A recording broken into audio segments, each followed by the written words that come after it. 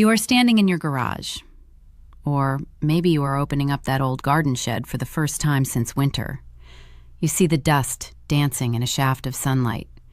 You see a few old boxes, and maybe, just maybe, you see a few tiny dark droppings on the shelf. You reach for a broom. You think you are just cleaning. You think you are just getting chores done. But in that one single motion, in that one puff of dust, you might be inviting a silent killer into your lungs. I'm talking about hantavirus. And right now, as the weather warms up, the risk is quietly climbing. If you are over 60, your life depends on what you do in the next 10 minutes. This is not about scaring you. It is about arming you. Because the mistakes we make while cleaning can be the difference between a productive afternoon and a trip to the intensive care unit. I have seen it happen, and I do not want it to happen to you. Welcome to the channel. I am Dr. Olumide. I have spent over a decade in the trenches of clinical medicine. My goal is simple. I take the complex science that doctors talk about and I turn it into plain, simple, life-saving language for you. If you value your health and you want to stay independent and strong in your golden years, please hit that subscribe button. Give this video a like. It helps me reach more people just like you, people who are ready to take charge of their well-being. Before we dive deep, a very important note. I am a doctor, but I am not your doctor. This video is for educational purposes only. I am not diagnosing you. I am not treating you through a screen. If you feel sick, if you are worried about your health, you must see a licensed medical professional for a personal evaluation. Do not wait. Your health is your most precious asset. Now, let's talk about this invisible threat. Hantavirus is not like the common cold. It is a zoonotic virus. That is just a fancy way of saying it jumps from animals to humans. Specifically, it lives in rodents. In North America, the main culprit is the deer mouse. You might think they are cute with their big eyes and white bellies, but they carry a secret. The virus lives in their saliva, their urine, and their droppings. Here's the part that catches most people off guard. The mouse does not have to bite you. You do not even have to touch the mouse. When those droppings or that urine dries out, it turns into a fine dust. When you sweep or you vacuum or you move an old box, you kick that dust into the air. You breathe it in. And just like that, the virus has a home in your lungs. The World Health Organization and the CDC have been tracking these strains for years. You might have heard of the Sin Nombre virus or the Andes virus. These are serious names for a very serious condition called Hantavirus Pulmonary Syndrome. Why am I talking to you, the over 60 community, specifically? Because as we age, our immune systems become a bit more, shall we say, deliberate. We do not always bounce back as fast as a 20-year-old. And our lungs, well, they have seen a lot of miles. We cannot afford to take a hit like this. Let me explain what happens inside you in a way that makes sense. Imagine your lungs are like two big, soft, pink sponges. Inside those sponges are millions of tiny little balloons called alveoli. This is where the magic happens, where oxygen goes into your blood and carbon dioxide comes out. Now, imagine the hantavirus gets into those tiny balloons. It starts to attack the lining of your blood vessels, specifically the tiny ones called capillaries. Normally, those capillaries are like solid copper pipes. They keep the fluid inside, but the virus makes them leaky. Suddenly, it is like your pipes have thousands of tiny holes in them. Fluid starts to seep out of the blood vessels and into those tiny air balloons. Your lungs start to fill up with your own body's fluid. It is like trying to breathe through a wet towel, or trying to use a sponge that is already completely soaked. This is what doctors call capillary leakage, and it is why this virus is so dangerous. You might think, Dr. Olumide, I would know if I was that sick. But that is the trick. The early symptoms look just like the flu. You get a fever, your muscles ache, especially in your large muscle groups, your thighs, your hips, your back. You might feel tired. You might have a headache. Most seniors think, oh, I just overdid it in the garden, or I'm just coming down with a bit of a bug. But then, usually about 4 to 10 days later, the second phase hits. The coughing starts. The shortness of breath begins. It feels like a weight is sitting on your chest. You cannot catch your breath, even when you are sitting still. This is a medical emergency.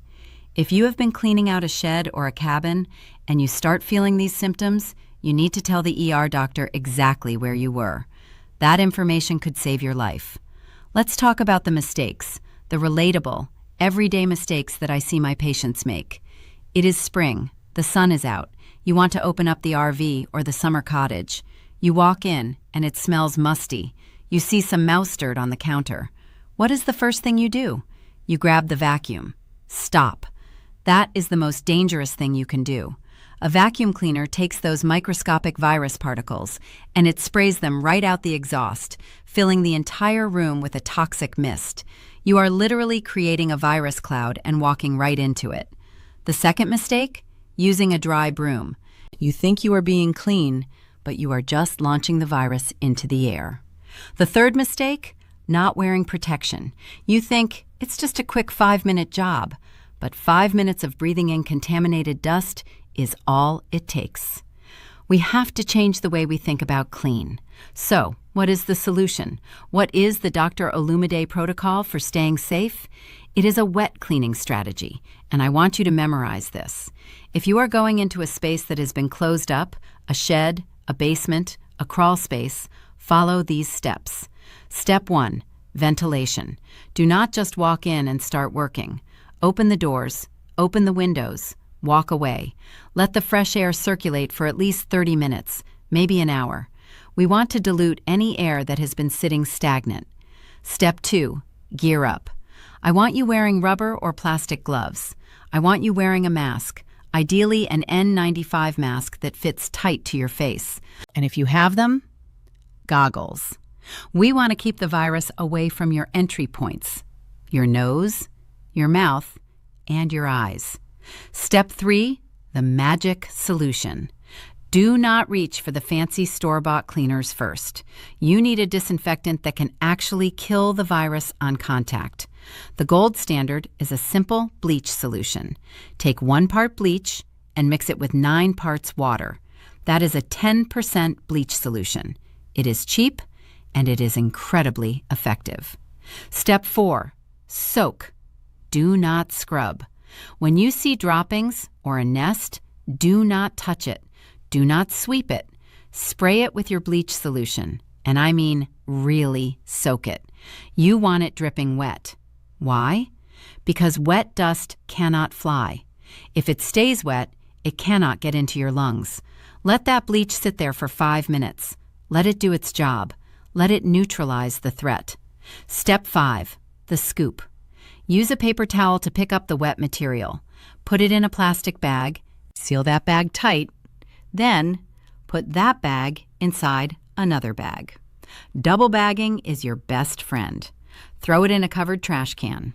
Step 6, mop it up. Once the big stuff is gone, mop the entire floor with that same bleach solution. Disinfect the counters. Disinfect everything the mice might have touched. When you are done, wash your gloved hands with soap and water, then take the gloves off and wash your bare hands again. It sounds like a lot, I know, but your health is worth the extra 10 minutes. Let's recap what we learned today, because I want this to stick. Hantavirus is a serious respiratory disease. It comes from rodent dust. It makes your lungs leaky like a broken pipe. If you are over 60, you are at higher risk for complications. The symptoms start like the flu, but they end with a struggle to breathe.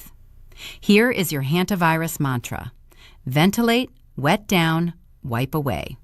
Say it with me. Ventilate, wet down, wipe away. Never vacuum. Never sweep dry.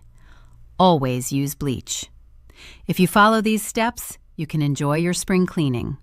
You can enjoy your hobby shed, and you can stay out of the hospital.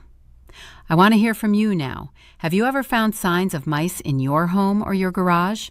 What did you do? Have you been using a vacuum or a broom?